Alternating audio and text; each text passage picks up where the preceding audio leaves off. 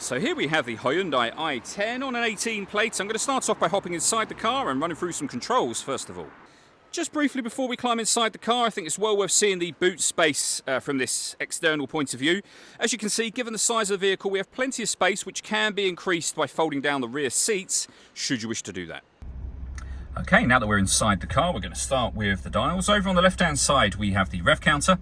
We have the speedometer in the middle, and on the right-hand side, the fuel gauge and coolant temperature gauges. Also in the middle, you can see the total miles of this car there, 22,238. Above that, we have trip computer information, which can be changed by pressing a button on the steering wheel. You can also reset some of this information as well, should you be going on a journey.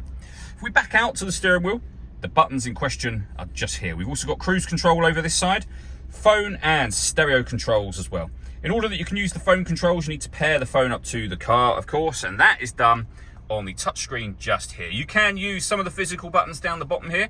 Otherwise, if you hit all menus and then phone, and then just follow the instructions on screen from there to pair from the screen and from your phone, of course. We've got satellite navigation. We've done a full video that shows how the sat-nav works, which you can find on our website and YouTube channel.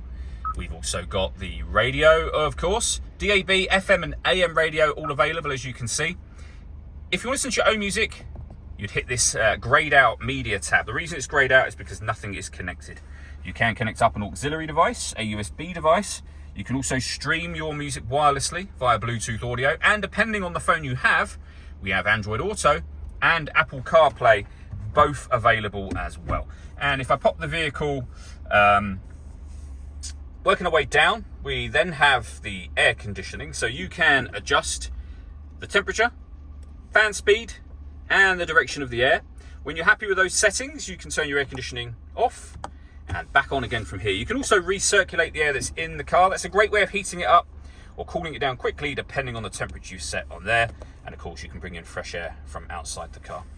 We have a 12-volt charging socket, the auxiliary and USB inputs I mentioned just a moment ago, and a 5-speed manual gearbox. All that leaves me to say is thank you for taking the time to watch this video. If you'd like to come and see this ULEZ compliant car for yourself and have a test drive, please feel free to call either of our MJA sites. We'd love to hear from you soon.